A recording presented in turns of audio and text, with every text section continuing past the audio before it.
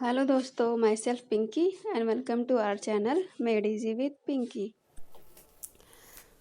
तो आज का हमारा टॉपिक है वैलेंसी।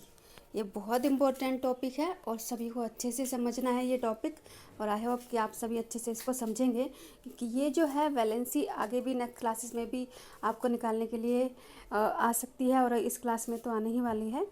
तो मतलब इसकी ज़रूरत हर जगह पड़ती है, तो इसलिए अच्छे से समझिएगा इस टॉपिक को। तो हमारा आज का टॉपिक है वैलेंसी। तो सबसे पहले हमें इसके लिए पता होना चाहिए, जो हमने अपने मॉडल्स में डिस्कस किया है, कि जो एटम्स होते हैं वो डिफरेंट शेल्स या फिर ऑर्बिट में किस तरह से अरेंज होते हैं, ये हमें पता होना चाहिए, है ना। और ये हमें पता होना चाहिए कि कौन से शेल में आउटर मोस्ट जो इलेक्ट्रॉन्स हैं वो कितने होने वाले हैं। तो जितने इलेक्ट्रॉन्स आउटर मोस्ट शेल में होने वाले हैं वो होता है उसकी वैलेंस इलेक्ट्रॉन। क्या होता है वो? Valence electron. जैसे कि बोहर मॉडल में हमने देखा भी था, वो हमारा होता है वैलेंस इलेक्ट्रॉन। अब क्या होता है, we also know that outer most shell of an atom can accommodate a maximum of 8 electrons. ये भी हमें पता है ना। बोहर मॉडल में हमने डिस्कस किया था कि आउटर मोस्ट शेल में कितने इलेक्ट्रॉन्स आ सकते हैं? 8 इलेक्ट्रॉन्स आ सकते हैं। ये अकॉर्डिंग टू द शेल ये डिपेंड करता है। It was observe that the atoms of the element having completely filled outer most shell show little chemical activity. जो outer most shell completely fill होता है, यानी कि पूरी तरह से फिल होता है, उसकी जो एक्टिविटी होती है वो बहुत ही स्लो होती है, यानी कि बिल्कुल ना के बराबर होती है। दूसरे वर्ड्स में हम कह सकते हैं कि जो कंबाइनिंग कैपेसिटी होगी उस एलिमेंट की जिसके आउटर मोस्ट शेल में जो इलेक्ट्रॉन्स होंगे वो फुलफिल होंगे, उसकी जो कैपेसिटी है वो क्या होगी? 0 के बराबर होगी। यानी कि उसकी वैलेंसी कितनी होगी? हम कह सकते हैं कि उसकी वैलेंसी क्या होगी? 0, है ना। तो वो क्या होगा? ऑफ दीज इनर्ट एलिमेंट, ये इनर्ट एलिमेंट होंगे, क्योंकि ये किसी और से एक्टिविटी नहीं करेंगे, किसी और से मिक्स नहीं होंगे। जैसे हीलियम है, हीलियम का हम एक एग्जांपल ले सकते हैं। हीलियम उसका बहुत अच्छा एग्जांपल है। हीलियम की जो आउटर मोस्ट शेल में कितने होते हैं? 2 इलेक्ट्रॉन्स होते हैं। और हमें पता है कि 2 इलेक्ट्रॉन जो है वो फुलफिल है, शेल हमारा फुलफिल हो चुका है, तो उसके पास कोई इलेक्ट्रॉन बचा ही नहीं कि वो नेक्स्ट वाले शेल में जा सके। तो इसका मतलब उसका जो आउटर मोस्ट शेल है वो फुलफिल हो चुका है। तो हीलियम की जो वैलेंसी है वो कितनी हो चुकी है? 0, है ना। तो इस तरह से हम इसको समझ सकते हैं। तो हम कह सकते हैं कि जो कंबाइनिंग कैपेसिटी होती है एटम्स की आउटर मोस्ट शेल में, जो उसकी कंबाइनिंग कैपेसिटी है, जो टेंडेंसी है to react the other molecules to form atom या टू फॉर्म एलिमेंट्स, तो वो जो है उसकी कैपेसिटी जो है, टेंडेंसी जो है, वो होती है उसकी वैलेंसी। और अगर आउटर मोस्ट शेल जो फुलफिल होता है, फुल्ली फिल्ड होता है, तो उसकी वैलेंसी फिर क्या होने वाली है? 0 होने वाली है।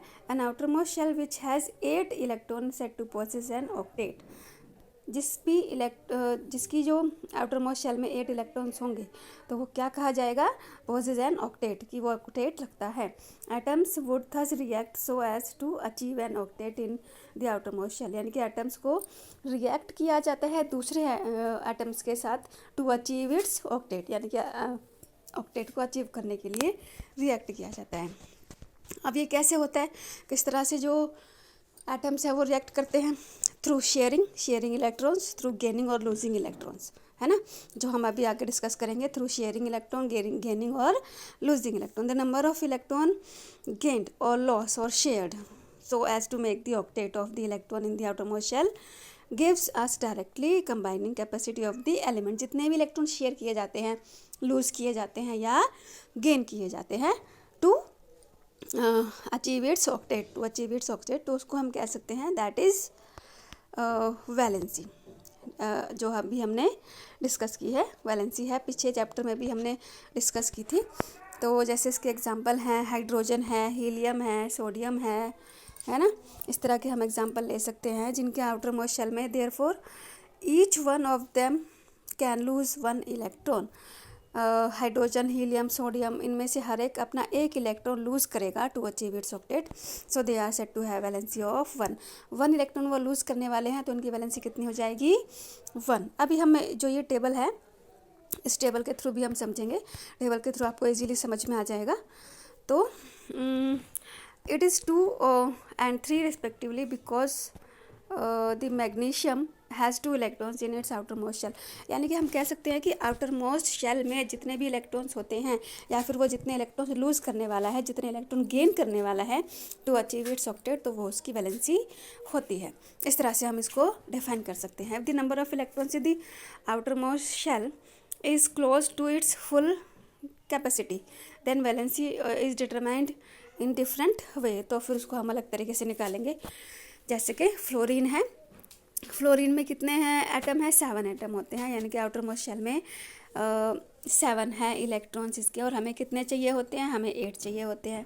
तो but it is easier for fluorine to gain 1 electron. अब देखिए फ्लोरीन में जो आउटर मोस्ट शेल में कितने हैं इलेक्ट्रॉन, 7 है ना। तो 7 इलेक्ट्रॉन है, तो 7 इलेक्ट्रॉन वो लूज़ करेगा। इससे अच्छा वो ये है कि वो 1 इलेक्ट्रॉन गेन कर ले, +1 हो जाएगा। तो 7 और 1 कितने हो गए, 8 हो गए।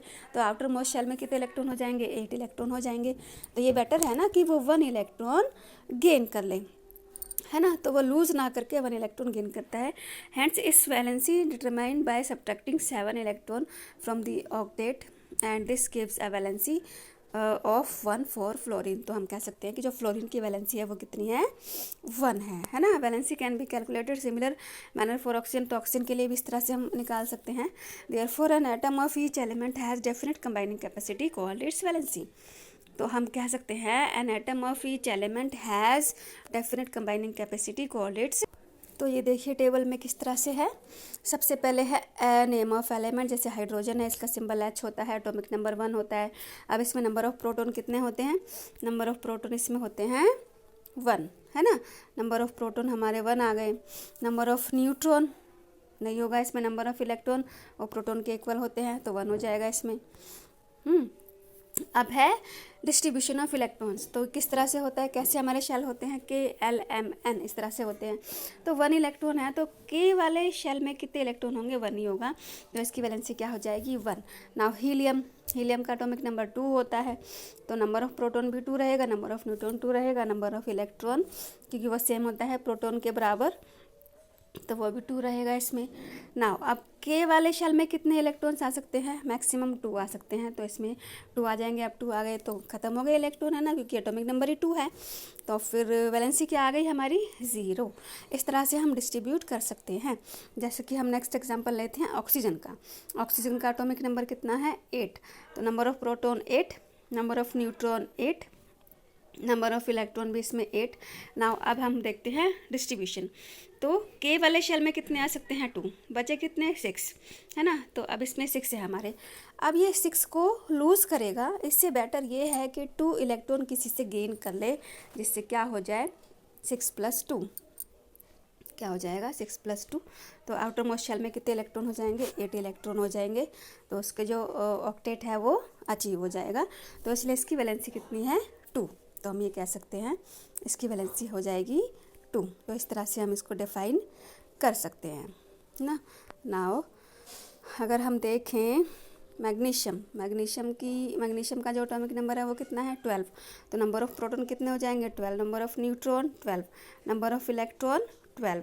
अब डिस्ट्रीब्यूशन किस तरह से होगा, तो पहले वाले शेल में तो कितने आ सकते हैं, 2, उसके बाद कितने आ सकते हैं, 8। तो 2 और 8 कितने हो गए, 10, बचे कितने, 2, है ना। 12 था ना, तो बचे कितने, 2। तो ये जो 2 है, अब इसको अपना ऑक्टेट अचीव करने के लिए कितने चाहिए, 6 इलेक्ट्रॉन चाहिए। तो बेटर क्या होगा, बेटर ये होगा कि अपने ये 2 इलेक्ट्रॉन लूज़ कर दे, तो इसका ऑक्टेट अचीव हो जाएगा। तो इसीलिए इसकी वैलेंसी क्या है, 2। तो ये बहुत इंपॉर्टेंट टेबल है, बहुत इंपॉर्टेंट टॉपिक है। इसी तरह से आप अगर आपको एटॉमिक नंबर पता है किसी भी सिंबल का तो आप उसकी वैलेंसी फाइंड आउट कर सकते हैं, ठीक है। तो इस टेबल को अच्छे से आपको स्टडी करना है। सबसे पहले आपको एटॉमिक नंबर लर्न करने हैं सभी एलिमेंट्स के, तो आप वैलेंसी जो है किसी भी एलिमेंट की फाइंड आउट कर सकते हैं। तो आई होप आज का टॉपिक आपको अच्छे से समझ में आया होगा। इसी के साथ मैं आज की वीडियो का एंड करती हूँ। Thank you.